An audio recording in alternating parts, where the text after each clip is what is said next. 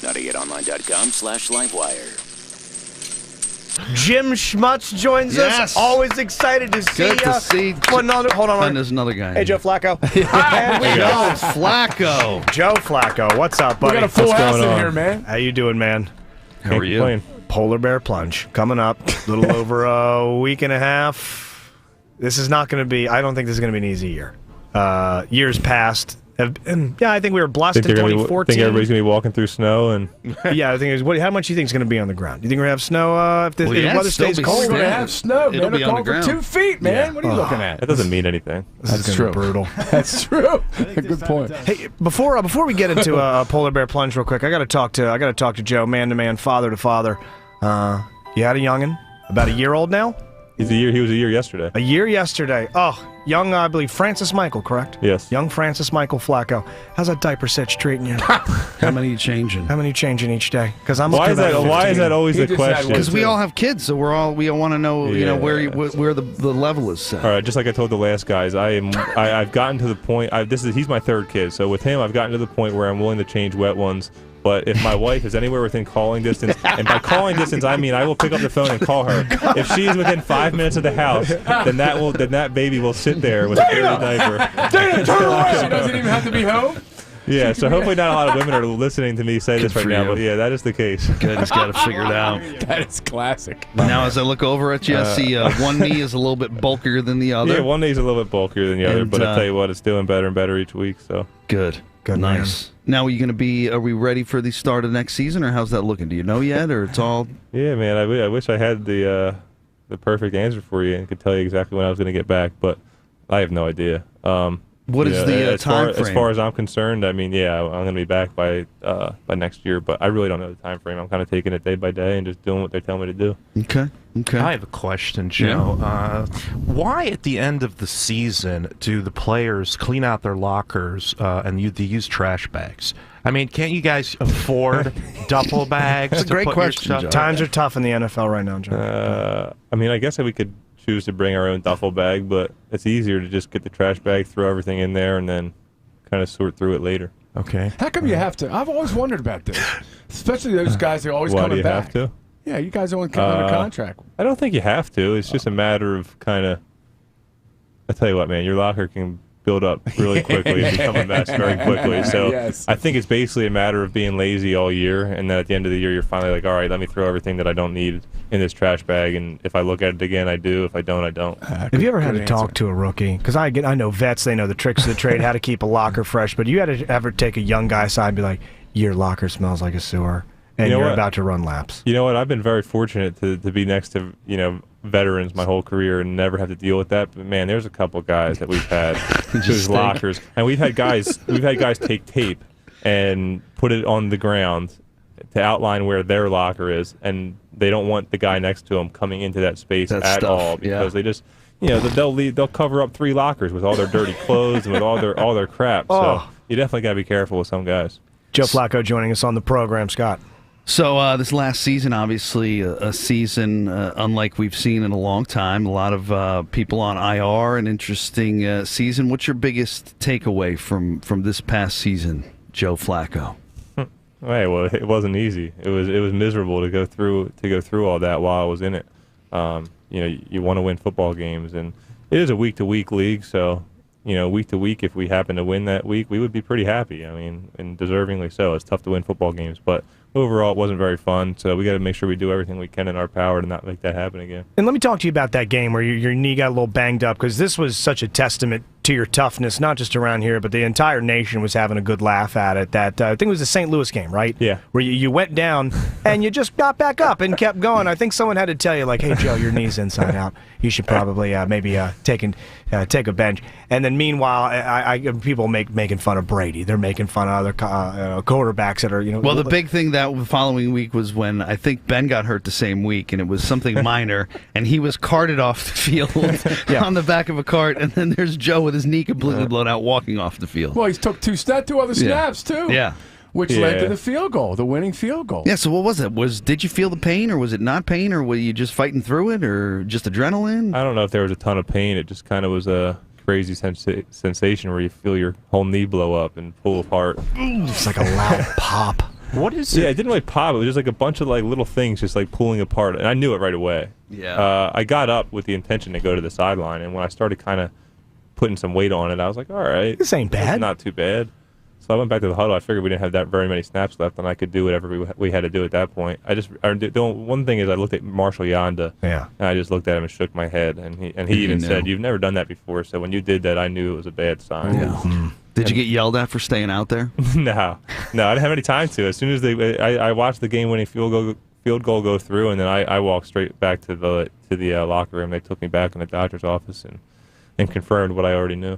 Yeah. What is it like being Joe Flacco, walking around, and it's not like, a few people know who you, everybody Yeah, of will course. recognize you. What is that like, just walking around and everyone knows who you are? You know that eyes are on you. You know people are whispering behind your It's back. like him, Joe. No, it's like not Josh. like, it's nothing like me. So, because I saw you in a grocery store, and you were ordering an egg salad sandwich. I won't say where. I won't knew say. he was stalking. He knew what you ordered. For a week, he talked about that, and- too. Hey, I saw Joe Flacco. And the order an egg salad moment sandwich. you walk in, the whole place, there's a hush, and this tension comes over the whole place.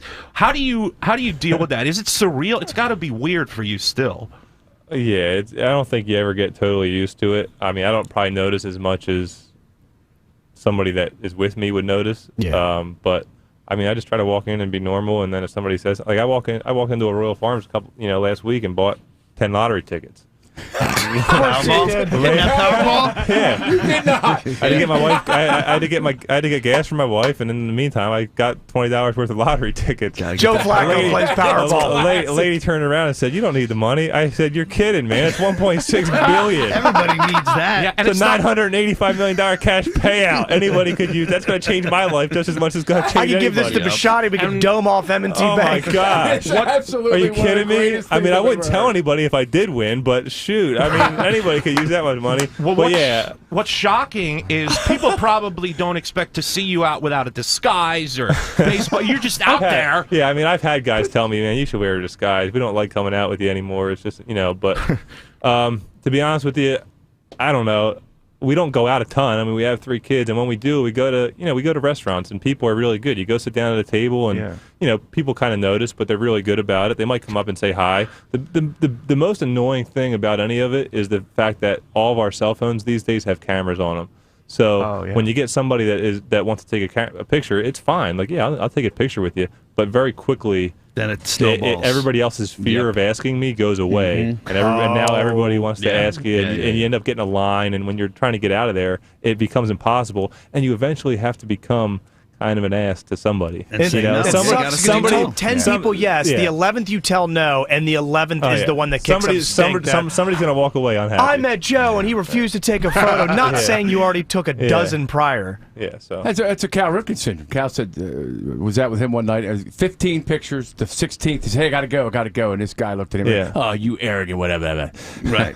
It goes with the territory. That's all right, though. So let me ask you this, and I asked you this question in the AM just a few minutes ago. I'll phrase it differently. Have any of the fans come up to you in the last couple of weeks and said, hey, Joe, that contract renegotiation to help the salary cap, is that going to happen, my friend? You know what? I haven't really gotten that. Only from you guys. Only from Keith. So if someone did ask you, what would you tell them? All right, listen. I'd tell them, listen. I want to win. So I know it's obviously a big number. We knew that going in. So I want to play here for a while. So I want to do anything that I can to help the team out. And you want to move have forward. the tools around you to enable you to win. But Of course. I mean, listen. In today's league, I mean, everybody's going to have a quarterback or somebody on their team that is getting paid this kind of money, and they're going to have to it's going to become an issue at some point, and they're going to have to do something about it. So And you're that's open to position that, we're in obviously. now, and yeah, Good. Yep. Excellent. Rashard Perryman. Consummate team player. Rashard Perryman. Let's talk about that. Is he real? Something? Does he exist? Does he exist? We've heard he's a it's like myth. Bigfoot. It's like we've seen a few grainy photos of him, but that's it. It's amazing. Yeah, It's the strangest thing I've seen him in the training room. Okay. I've been in there with him. So he exists. We've gotten He that. exists. And you saw him in training camp, and as Ozzie said, he was playing great until he got hurt, right? Boy, what a bummer. Yeah, I think he's going to be very good for us, but it's a shame. You deal with an injury, and he's never been hurt before.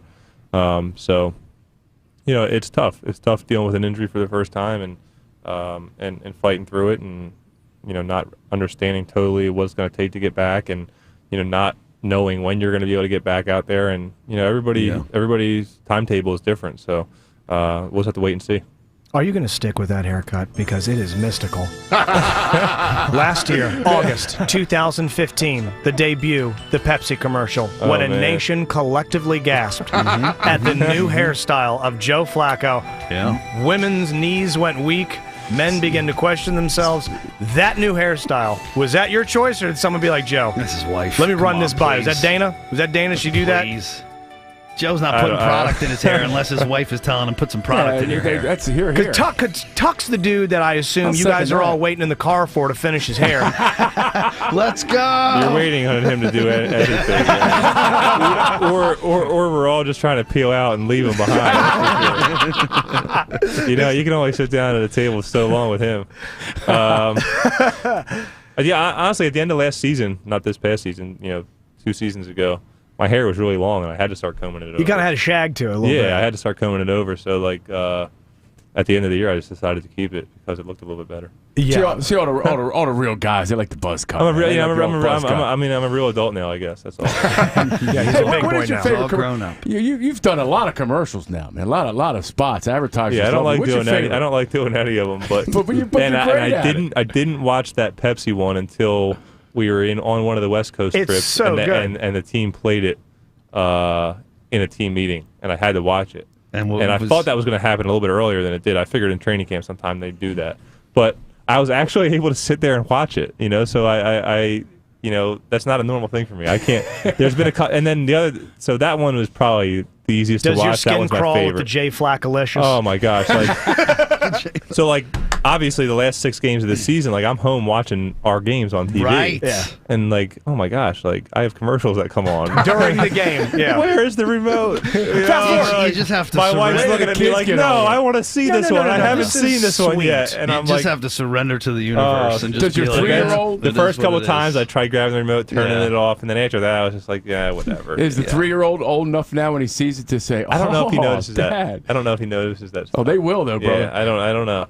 So again, Joe, we got to remind people that you are joining us this morning because you have been involved for a very long time with the Polar Bear Plunge, raising money for Special Olympics Maryland. Jim Schmutz, Polar Bear Plunge president's in here, and you were plunging before plunging was cool. You've been doing this for a long, long time. This thing's gotten huge. I've plunged a couple times. But you've always been involved in some way, shape, or form. Yeah. You've gone in, you've gotten out, but each year you always do something. Yeah, hey, it's an awesome deal. The way that the community gets out there and supports these guys and supports this organization is unbelievable.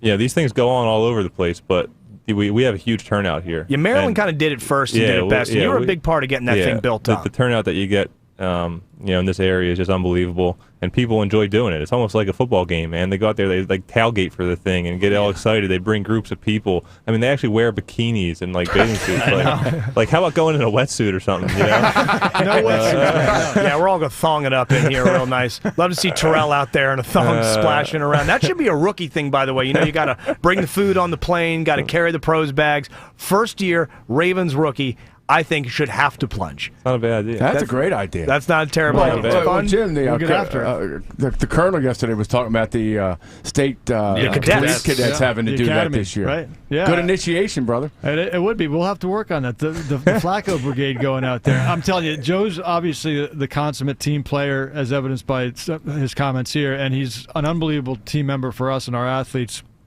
For him to get up this morning and come in to support us is a real tribute to his commitment to us, and the support of the Ravens has always been there. So we're very appreciative of that.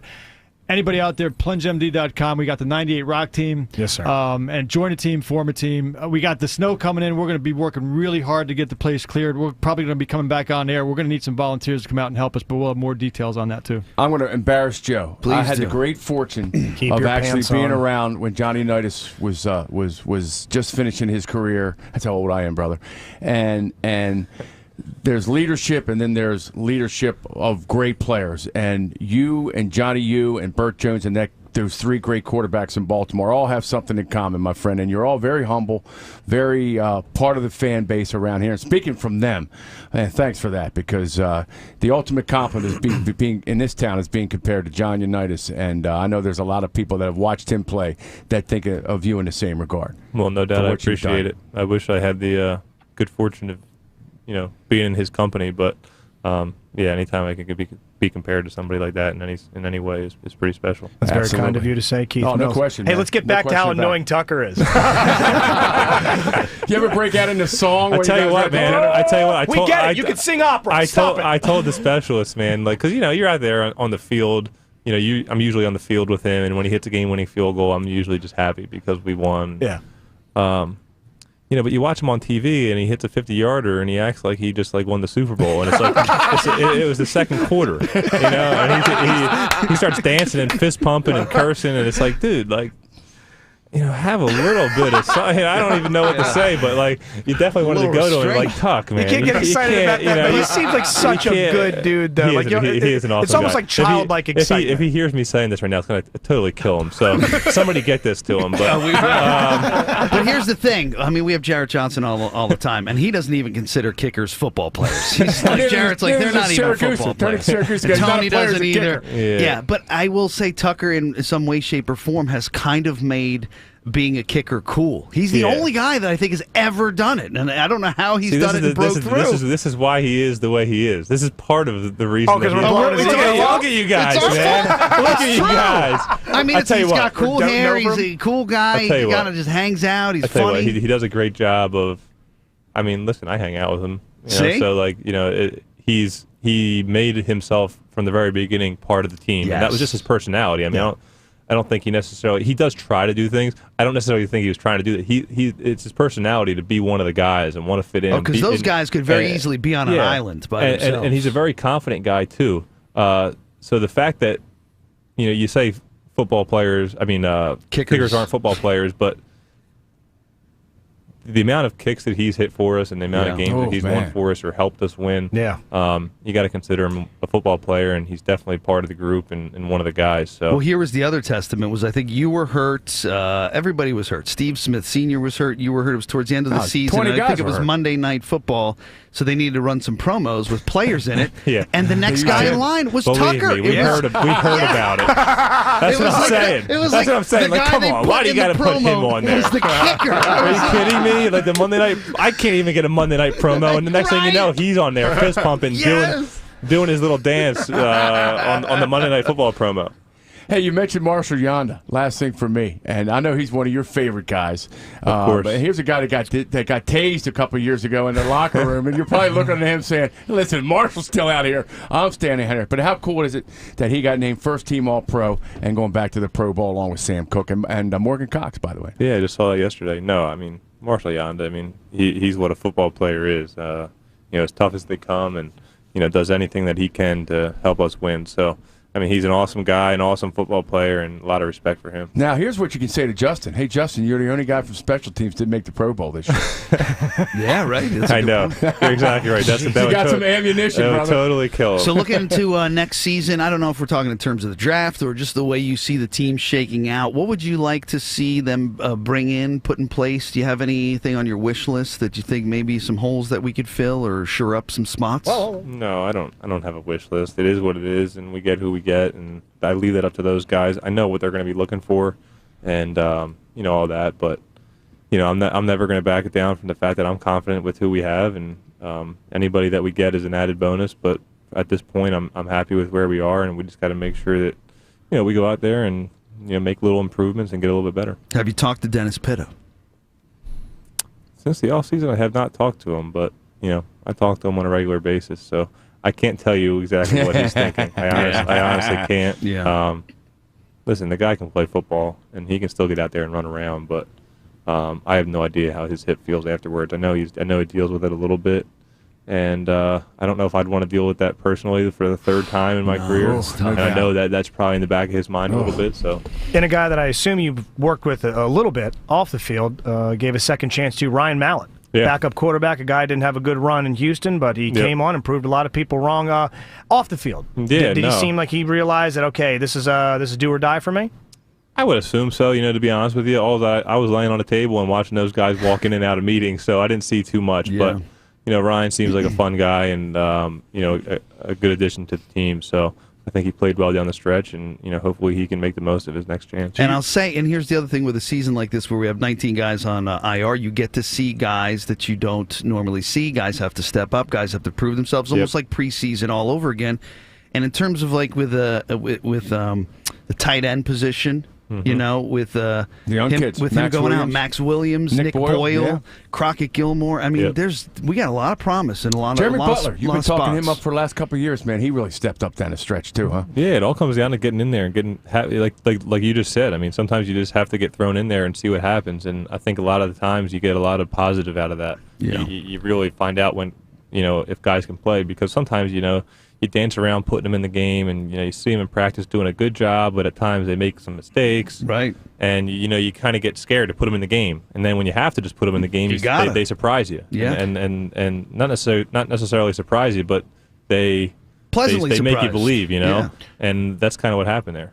Joe, do you have any good lucky charms, good luck charms, or superstitions that you keep around before the game? Yeah, my lucky arm. During the game? No, I wish I had. I wish I could say I had no superstitions. I mean, I don't know exactly what they are, but as the season goes on, you definitely develop them. I mean, whether it's putting on the left shoe first, or wearing the same tights every game, or whatever it is. Farting every day at noon. Yeah, right. Every day. Getting to the locker room at a certain time. Something develops. It's impossible for it to not, to be totally superstitionless. I wish I was, but I'm not.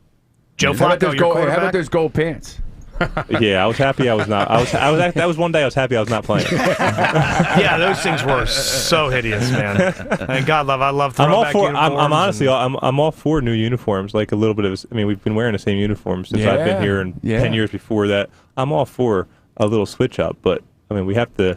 I think we have to put that in the hands of some very good artists and stuff like that. Some color coordinated people. Well, maybe. Nike, they're I like the supposed All Blacks, to be man. All starting Blacks are to my switch favorite. it up a little bit more, because they do the ducks, and you see the stuff the ducks come out and all that wonky, weird stuff. Well, And the I heard NFL's not that- gonna get too crazy. Well, that's like Maryland with Right, They're, with they're Under like Armour. the Under Armour school. Yeah. And Yeah. basically Oregon's Nike, so they get the. Uniform battle. Yeah, I don't care how ugly those uniforms are. It is kind of cool as a college kid to get to wear a God. different uniform every single day. Absolutely. January 30th, Sandy Point State Park, 98 Rock, M&T Bank. Thank you, Jimbo. Baltimore Ravens, Joe Flacco. Will we see you down there for the Polar Bear Plunge? You getting You'll have in? to come you out and getting see. All right, done. Love it. Love it.